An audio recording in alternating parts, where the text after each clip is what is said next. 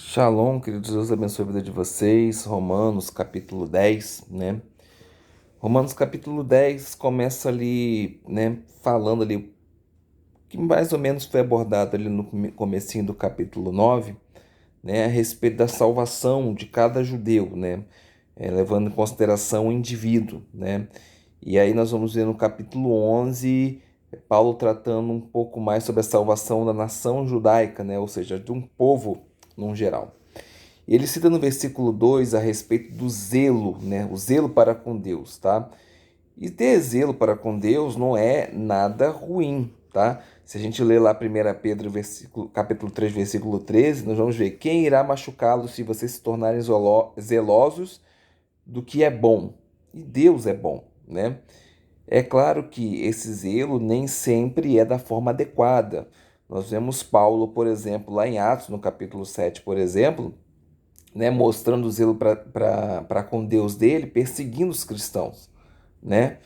E nós vemos também mais à frente, no capítulo 22 de Atos, Paulo falando, né? Eu era zeloso por Deus quanto qualquer um de vocês hoje, né?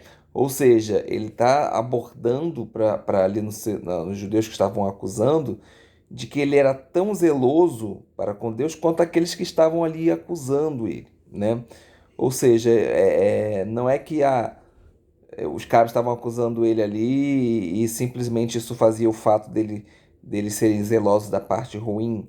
Não, ele estava querendo dizer, olha, o amor que eu tenho para com Deus é igual ao amor que você tem para com Deus, né? E muitas das vezes, pelo entendimento errado nosso, nós acabamos tomando atitudes para com Deus que Deus não gostaria que nós tomássemos, né? Então, assim, o zelo ele é bom, tá? É bom, mas ele precisa ser feito da maneira como Deus quer que seja feito, tá? E aí no versículo 3 ao versículo 10 nós vamos ver uma série de explicações bem interessantes, né? Então você lê o versículo 2 e depois você lê o versículo 3. O versículo 3 vai explicar automaticamente o versículo 2, né? Aí você lê o versículo 4. O versículo 4 vai ser explicado, o versículo 4 vai explicar o versículo 3, né?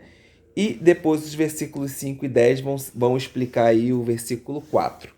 Então é sempre na sequência. O versículo 3 explica o 2, o 4 explica o 3 e o 5 ao 10 vai explicar o 4, tá? Isso fica bem evidente pra gente, tá? Mas no versículo 4 em específico, né? Vou até pegar aqui a Bíblia para a gente poder ler, para ele ficar bem explícito para a gente. Olha aqui, ó. Porque o objetivo estabelecido pela Torá é o Messias, que oferece justiça a todo aquele que deposita sua confiança. Na sua Bíblia provavelmente vai estar escrito aqui: o fim da lei é Cristo, né? E isso, assim, nós vamos ver aqui etimologicamente que não faz muito sentido, tá? Porque fica assim: se eles tivessem entendido que a fé em Deus era importante, né? Que era totalmente opositória ao seu esforço próprio, né? Ao legalismo, à desobediência de forma mecânica, né? Perdão, obediência de forma mecânica, né? Você não entende de maneira nenhuma a justiça que a própria Torá requer. A justiça que a Torá requer é a fé, né? Esse é o objetivo que é estabelecido pela Torá, pela lei de Deus, né? Reconhecer o Messias, né? A lei de Deus aponta para o Messias. E aí, quando você lê o fim da lei é Cristo, a palavra que está em grego aí para vocês é telos, né? Telos está traduzido para vocês como se fosse alguma coisa que dá fim, né? Ou seja, o fim da lei é Cristo. Jesus acabou com a lei. Isso não faria nem sentido com aquilo que está escrito lá em Mateus, no capítulo 5, versículo 17, né? Eu não vim para abolir a lei, né? Não faz sentido absolutamente nenhum. Então, recorrendo-se ao dicionário, tá? O Greek English Lexicon of the New Testament, tá? Que é de Adney Gingrich, na verdade, o nome do cidadão. A palavra telos ela é utilizada 42 vezes no Novo Testamento. 42 vezes. E ela só vai dar o sentido de fim, né, de suspensão, de término, apenas 4 ou 5 vezes, tá? Na grande maioria das vezes, essa palavra vai ser o quê? Dado como finalidade. E a forma mais fácil de te explicar é você entrar num ponto de ônibus. Entrar no ponto de ônibus é difícil, né? Você está no ponto de ônibus e você entra no ônibus. E aí você vai em direção ao ponto final. Ou seja, aquilo te dirige para o seu objetivo. Então, se você percorrer a lei, no final dela você encontrará Cristo. A palavra de Deus nos mostra que nós temos que ser semelhantes ao Messias, que devemos buscar ser semelhante a Deus, semelhante a Jesus Cristo, nosso Senhor. Né? Se Jesus Cristo cumpriu toda a lei, por que eu tenho que tentar ser diferente? Ou seja, ele foi o único que conseguiu cumprir de A a Z tudo que está escrito na lei. Então, o sentido natural da minha busca a Jesus é o encontrar elementos da lei que me levam a uma santidade diferente. Né? Não é simplesmente, eu vou cumprir aqui mecanicamente porque eu tenho que cumprir. Não, não funciona dessa forma. Não é isso que nem a Torá requer a respeito disso. Né? Você precisa crer em Jesus e amá-lo ao ponto de querer agradá-lo. E aí automaticamente o Espírito Santo vai te dando condição de você conseguir cumprir os mandamentos. Os mandamentos são bons. O próprio Paulo fala isso. São bons. Os mandamentos são santos, né?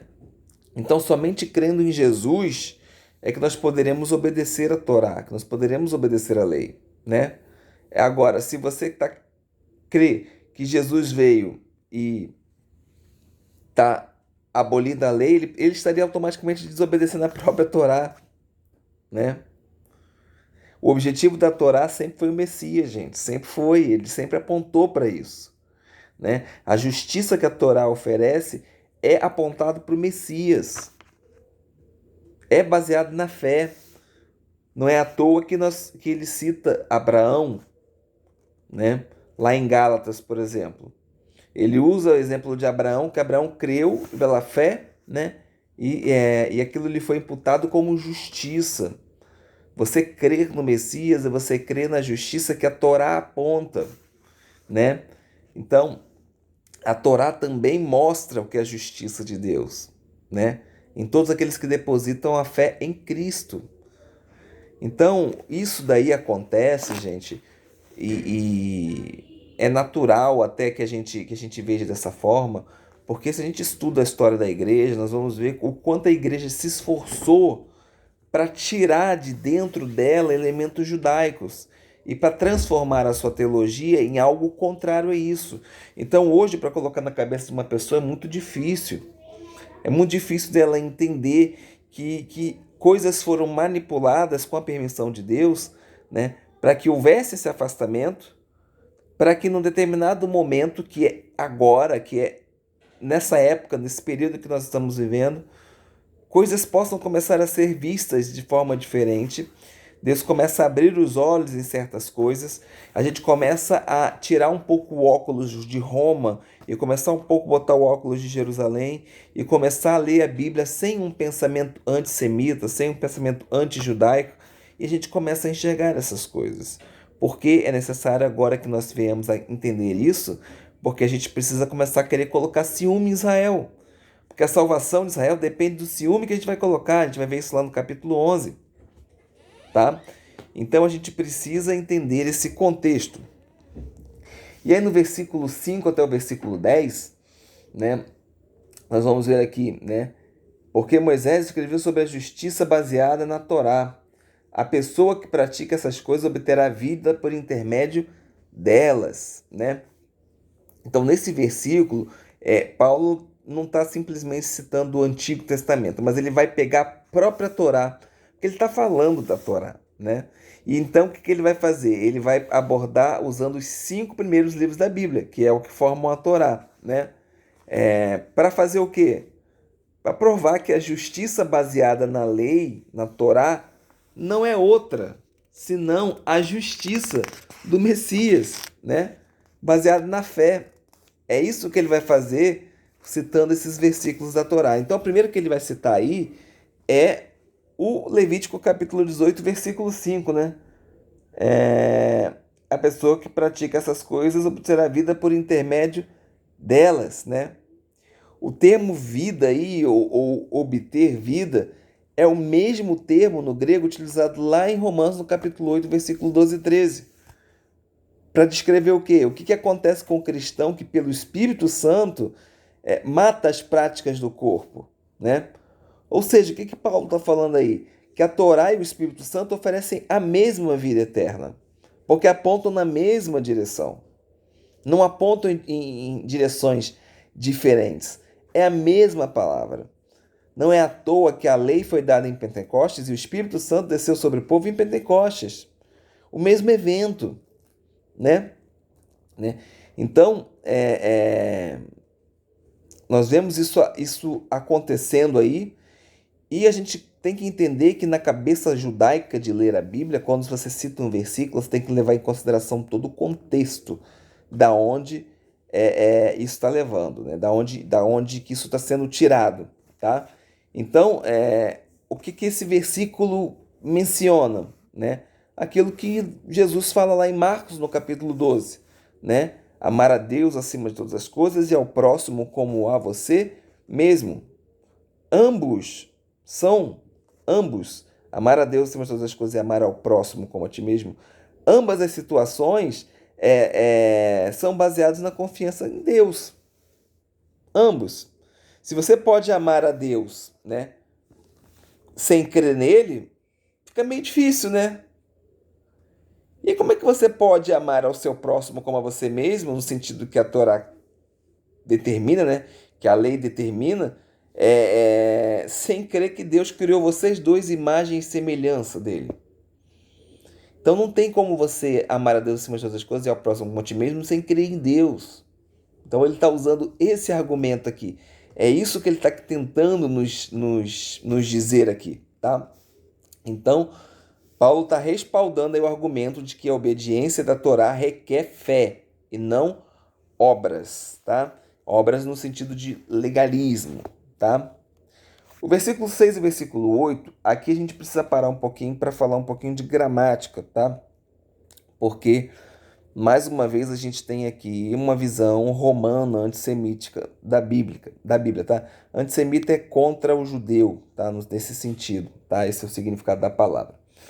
Então aqui eu abro para vocês o versículo 6, diz o seguinte: além disso, a justiça baseada na fé diz: não diga no seu coração quem subirá ao céu, isto é, para trazer o Messias, ou quem descerá ao Sheol, isto é, para fazer o Messias ressurgir dentre os mortos.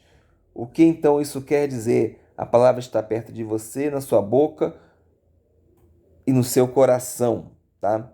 Aí então, no versículo 6, a gente começou falando, além disso, a minha Bíblia diz, além disso, no versículo 6, tá?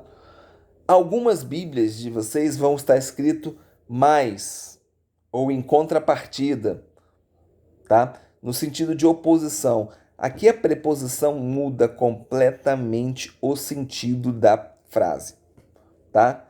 Porque quando você coloca além, ademais, como está na minha Bíblia aqui, além disso, você está concordando, o versículo 6 e o versículo 8 estão concordando com o que você leu em cima.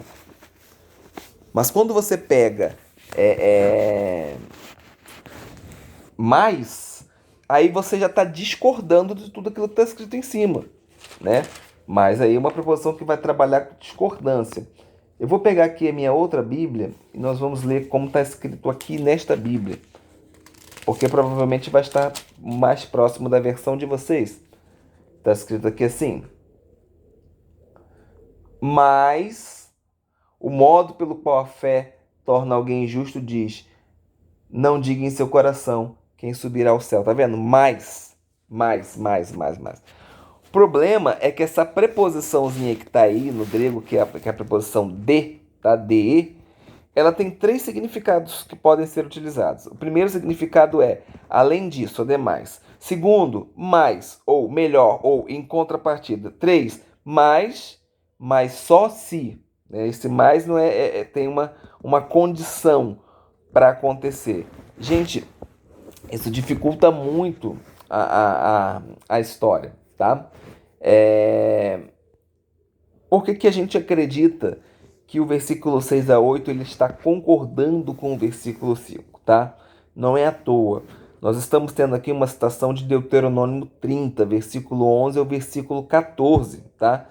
Que Paulo vai utilizar aqui para poder, né, mostrar o seu ponto de vista e o ponto de vista da própria Torá, né, que segundo uma interpretação nossa equivocada, né, do ser humano, ensina o legalismo, tá? É basicamente isso que ele está falando, ou seja, a Torá aqui na versão de vocês vai tá como se assim, a Torá não conduz. O objetivo da Torá não é o Messias, não é confiar no Messias, não é confiar em Jesus Cristo, não. Mas quando você lê além de, você está tendo uma concordância. Ele está usando a própria Torá. Como é que ele vai usar a própria Torá para falar contra a própria Torá, gente? Não faz sentido nenhum, tá? Não faz sentido nenhum. Mas isso aí foi um esforço mesmo da igreja lá do século II até o século VI, mais ou menos, é, é, tentando eliminar. Não, isso aqui está muito judaico, vamos mudar aqui um pouquinho o seu contexto. Não faz sentido, vocês conseguem me compreender? Quer dizer que quando ele começa, ele está falando da Torá em cima, aí de repente ele começa a discordar e usa a própria Torá para discordar da Torá. Não faz absolutamente nenhum sentido na minha cabeça, tá? Não faz sentido nenhum. Claro, você pode discordar, como eu falei para vocês, existe a preposição tem essas três condições, mas para mim faz muito mais sentido você usar algo, né, que você já estava falando lá em cima de bom e não usar aquilo de bom para falar de mal, né? Não faz sentido nenhum, né? E aí, versículo 8, versículo 10 ele vai falar, né, que o Israel deve obedecer a palavra, né? E aí a palavra está perto de você, né, na sua boca, no seu coração. E essa palavra não tem nada a ver com seguir regras mecânicas de modo legalista, não, tá? Essa palavra é justamente a palavra de fé, de confiança, né? Que os apóstolos, por exemplo, proclamavam e que nós proclamamos no dia de hoje, né? Hoje eu pego lá e falo de Abraão, mas eu falo de Abraão para quê? Para apontar para Jesus, né? No sentido de aumentar a sua fé em Jesus, né? Me perdoa, gente, estou muito cansado. O sono hoje, a leitura foi bem complicada, tá? Mas no versículo 8 ao versículo 10, ele vai apontar ali dois elementos muito importantes dentro da fé nossa, cristão, né? Que é fé, ou seja, a gente confiar, né? Confiar em Deus, ou confiar em Jesus, e reconhecer publicamente quem ele é, né? Aí a gente vai utilizar dois elementos para poder fazer isso: o coração e a boca. O coração, confiar, e a boca para reconhecer, né, que Jesus Cristo é o Messias, tá? Com base nessa fé, nessa confiança, é que os nossos esforços para obedecer aí às diretrizes de Deus, a lei, né, os profetas, pode nos tornar justos, tá? Nós vemos isso lá no capítulo 1, versículo 5, né? Capítulo 1, versículo 16 e 17, né? E isso pode trazer sobre a nossa vida a libertação ou salvação. A minha Bíblia fala de libertação porque remete ao judeu mais a questão da saída do Egito, né? E também é visto como uma salvação, tá? Mas na cabeça do judeu funciona assim melhor. E na de vocês está a salvação, tá? Ou seja, a morte eterna, né? A gente foge dessa morte eterna. Então, gente, o versículo 9 acaba sendo aí um resumo do que é o Evangelho, né? Em relação à pessoa, né? O indivíduo no geral. Então, é um versículo que vale a pena estudar, conhecer, porque ali está um resumão do que é o Evangelho, né? Agora, na minha opinião, o termo simplesmente reconhecer publicamente não se refere a simplesmente abrir a boca e falar eu sou servo de Jesus. Eu acredito fielmente que ser servo de Jesus é muito mais nas atitudes do que nas palavras. é muito mais no como você se comporta do que daquilo que você fala. Às vezes você faz um discurso emocionado num lugar e todos ficam muito encantados com a palavra que você dá pelo Espírito Santo. Mas você sai dali e às vezes esquece que é discípulo de Jesus, tá? Então esse reconhecer publicamente para mim, tá? É esse sentido, tá? E a palavra que está em grego, que é homologuem, ele dá um sentido aí de reconhecer, quando você reconhece Jesus, é como se você reconhecesse não simplesmente ele, né? Mas a palavra que o próprio Deus dá e o próprio Filho, né?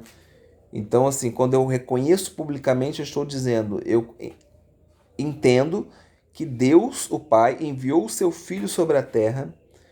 Esse Filho morreu numa cruz, foi ressuscitado ao terceiro dia, né? E hoje está como sumo sacerdote, voltará como meu rei e eu ressuscitarei com ele.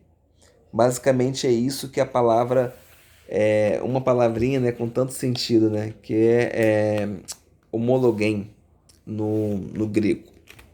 Amém? Bom, sigamos, né? Muitas pessoas têm dificuldade às vezes de se afirmar como cristão. E muitas vezes têm receio de falar, né? Ah, não, eu não vou saber falar sobre Jesus, eu não vou conseguir pregar para a pessoa, eu não sei o que falar, etc e tal, tá? É o crente 007. Gente, num primeiro momento da sua vida de fé, isso é natural, normal, tá? Não é bicho de sete cabeças, né? Para que você fale algo, você tem que dominar algo, tá? Mas quando nós cremos em Deus, nós temos que crer que Deus nos dá os recursos espirituais, né? Para que a gente lide com as situações da nossa fé, com as provas de fé que nós vamos precisar. Então, para alguns, falar de Jesus é questão de dias.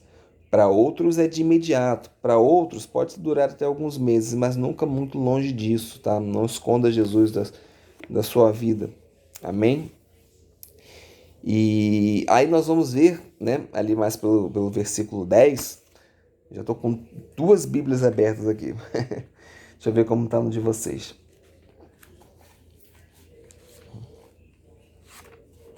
Que a linguagem fique bem acessível para todo mundo. Deixa eu ver aqui. 14. Ela estava aberta aqui em Romanos, mas ela virou, foi lá para Apocalipse. Já estou quase chegando. Calma aí. O 11 está aqui. E o 10 está aqui. Vamos ver como está escrito no versículo 10 de vocês. Pois é crendo de coração que você é declarado justo, e declarando com a boca que você é salvo, né? E aí é interessante que a parte principal do que esse texto nos diz, né, de reconhecer, é reconhecer o Jesus como Senhor, tá? E esse Senhor aqui, a palavra é Kyrios em grego, tá? Em hebraico seria Adon, tá?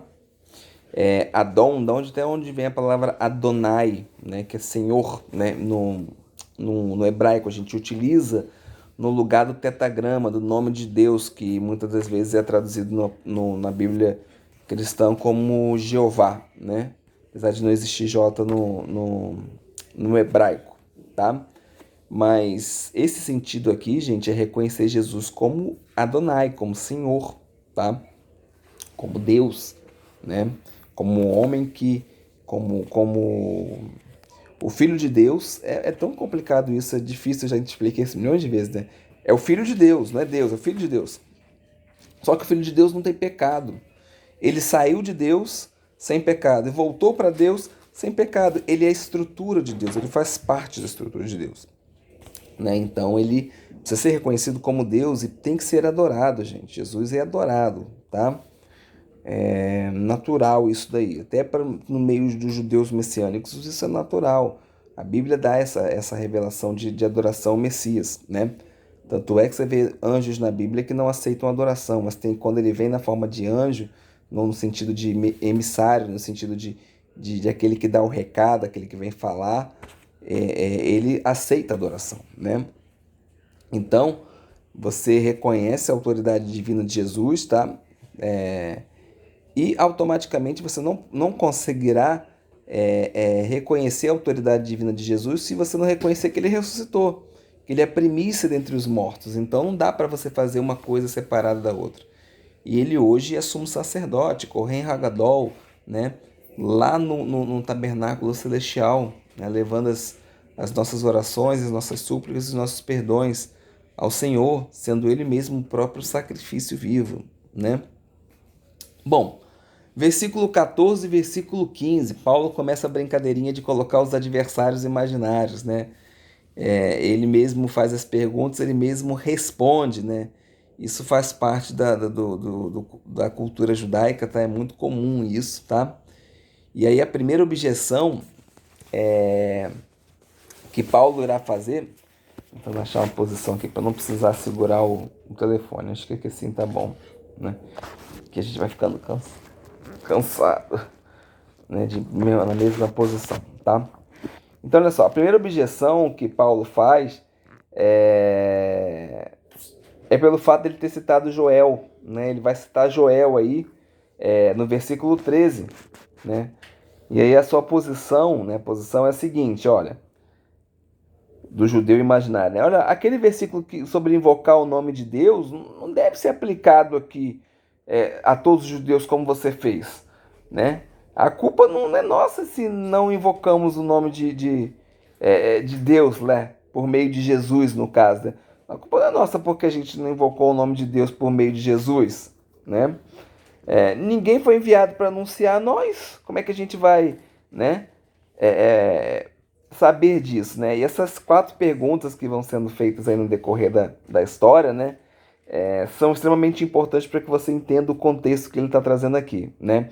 Então, quais são essas perguntas, né? Invocar, requerer fé, confiança, requerer ouvir a palavra de Deus, né? E nesse caso, quem foi que foi enviado, né? Que teria que ser alguém que anunciasse as boas novas a respeito da fé, tá bom? Então eles basicamente dizem assim, não, mas se as boas novas tivessem anunciadas a respeito sobre a gente aqui, né? Nós teríamos recebido, nós teríamos ficado entusiasmados, né? Como som de pés, né? E é nesse sentido aí que Paulo está citando Isaías, tá? É nesse sentido que Paulo está utilizando Isaías, tá? Então, vamos lá, vamos separar devagarzinho esse imbróglio aí. Culpar Deus pelo pecado humano é tão velho quanto Adão fez lá, né? Foi a mulher que tu me destes, né? Foi a mulher que tu me deste, né? Paulo não aceita isso, né? A questão aqui, que ele deixa bem claro pra gente, é que somente alguns judeus, né? Não todos os judeus deram atenção àquilo que foi pregado as boas novas e obedeceram, tá? Então, Paulo vai sustentando aí a asserção, né? Citando o mesmo trecho de Isaías, como foi citado pelo adversário imaginário, né? Então, implicitamente, Paulo, ele adverte ali o seu leitor, né? Para que preste atenção no contexto da sentença, né? Então, olha só, Adonai, vamos usar Isaías aqui. Adonai, quem confiou no que ouviu de nós, né? Ou Senhor, quem ouviu a nossa pregação, né? E aí ele vai discutir as 4 questões levantadas pelo seu adversário, né? De nós aí, quem confiou o que ouviu de nós. Esse de nós aí enfatiza que pessoas que eram. De fato, então houve alguém que foi enviado para proclamar, né? E no que ouviu sugere que Israel na verdade ouviu. Vou repetir. Adonai, quem confiou no que ouviu de nós? Então, de nós aí, né? De nós significa que alguém foi enviado para proclamar, né? E dá a entender, né, sugestão de que Israel na verdade ouviu. Então, portanto, a única ligação que está faltando nessa cadeia é crer. Então, alguém foi enviado, eles ouviram, e a única coisa que ficou faltando para os judeus aqui foi o quê? Fé. Fé. Israel se negou a dar isso daí. E o texto de Isaías, aí eu volto a falar, gente, pega o contexto todo, pelo amor de Deus, pegue o texto todo, porque isso aí está trazendo implicitamente Isaías no capítulo 53, que fala sobre a morte e ressurreição, o servo sofredor, né? Texto um dos textos do servo sofredor. Então, Paulo está dizendo aí para o seu adversário imaginário: olha, os israelitas receberam as boas novas que deveriam ter levado eles a confiar em Jesus. Eles receberam, né? As boas novas chegaram até eles. Mas a questão é que, a gente entra no versículo 17, né? A palavra já havia sido anunciada a respeito do Messias, pelo próprio Isaías, e havia sido ouvida, né? Portanto, o que ficou faltando aí é a fé. E a fé vem do quê? Do ouvir. Então Israel deveria ter tido fé, deveria ter confiado pelo fato de ter ouvido. É isso que Paulo está tentando nos mostrar. Né? Olha, tá aí, estava escrito, vocês é que não estão ouvindo, vocês é que não querem acreditar. Né? E aí o adversário imaginário de Paulo vai começar de novo. Você diz que Israel deveria ter confiado. Né? Tá, eu estou disposto a admitir isso aí como ponto de partida para a discussão. O adversário está falando, né, que as pessoas foram enviadas para proclamar aí esse tal de evangelho aí, tá? Mas será que os israelitas entenderam? É o adversário novamente perguntando. E aí Paulo responde para eles: sim, eles ouviram. E aí vai haver a citação do Salmo 19. Vai ter o último versículo do Salmo vai ser dito, mas a gente tem que ter o contexto todo. Então vamos ao contexto todo. Os céus declaram a glória de Deus, o firmamento proclama a obra de suas mãos. Um dia anuncia isso ao outro dia, uma noite revela esse conhecimento a outra noite. Não há discurso nem palavras, não se ouve a sua voz. Aí tem o que está escrito na Bíblia. Mas a sua voz percorreu toda a terra e suas palavras até o fim do mundo. Então aqui a gente tem mais uma vez o argumento Kaufhomer, né? Que é o argumento de, olha, se isso aqui, por exemplo, se esse chiclete aqui é doce, imagina aquele, né? Ou seja, você pega uma coisa menor para você enfatizar algo maior, né? Então aqui, quando ele fala que todo um mundo, né, que até o fim do mundo, está incluindo também o gentio, o não judeu, né? E se o não judeu que não tinha a Torá conseguiu compreender, quanto mais o judeu que tinha a Torá. Então ele derruba mais um argumento que ele mesmo levantou, para que se alguém se fizesse essa oposição ao ler a sua carta, pudesse já ter a resposta, né? Mas o adversário imaginário de Paulo continua aqui, né? Ele continua investindo. Então ele começa. Bom, considerando que eles possam ter ouvido, vamos considerar. Ainda assim, eles não têm culpa de não terem chegado até a fé em Jesus Cristo. As ondas sonoras podem ter chegado, sei lá, aos seus tímpanos. Entretanto, digo, será que Israel não entendeu? E aí, nesta questão, sobre Israel não ter entendido, Paulo não vai dar uma resposta explícita. Ele até admite, né, uma desculpa, como se fosse uma desculpa aceitável. Paulo admite essa questão, né? Mas Israel deveria sim ter entendido. E aí o paralelismo que ele vai usar aqui é de Deuteronômio 32, versículo 21, que é citado lá no versículo 19, tá? Né? Se uma nação e um povo sem entendimento, que não tinha Deus, né, mas que conseguiram entender a mensagem declarada pelo céu, né, Israel deveria ter entendido a palavra de Deus, né? Então, assim, ele até assume como uma desculpa, mas isso fica, sabe, fica meio assim estranho. E é interessante que você leia Deuteronômio 32, 21, porque aqui nós estamos vendo um olho por olho, dente por dente acontecer, né? Por isso que é interessante você ter o contexto da onde você está lendo, tá? Deus já tinha pronunciado há muito tempo que ele usaria precisamente as circunstâncias para provocar o quê? Ciúme nos israelitas e deixar eles o quê? Irados. E na verdade, esse ciúme, como a gente vai ver lá no capítulo 11, vai se tornar um meio de libertação de Israel, tá? Por que você diz que é olho por olho, dente por dente? Porque o texto diz literalmente que uma vez que Israel provocou ciúmes de Deus e deixou Deus irado, Deus então iria provocar ciúme de Israel e deixá-lo irado.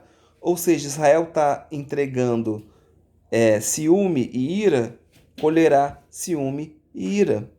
Isso é o olho por olho, dente por dente, que a gente sempre explica quando tem oportunidade aqui. Olho por olho, dente por dente não é você tomar um tapa no rosto e devolver um tapa no rosto.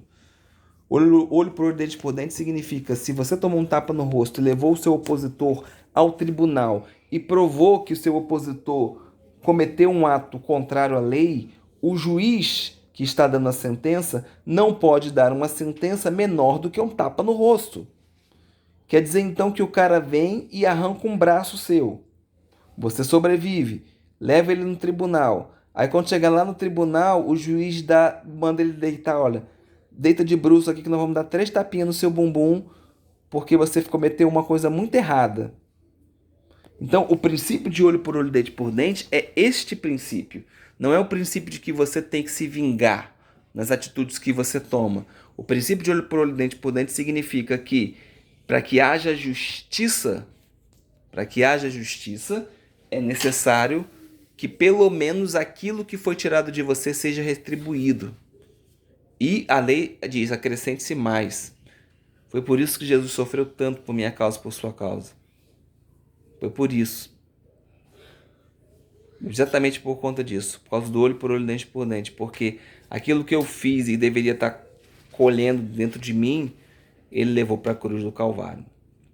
Então, que a gente possa aprender dessa lição e compreender que, infelizmente, os ensinos que nós recebemos são fracos, são vazios. E a culpa não é de quem ensina hoje, muitas das vezes é. Mas a culpa é de toda uma cadeia de eventos históricos que permitiram que as coisas chegassem da forma como chegaram hoje. Mas o Espírito Santo tem aberto os nossos olhos e se nós estivermos com Ele, buscando nele, nós iremos enxergar essas coisas. Deus abençoe a sua vida. Shalom.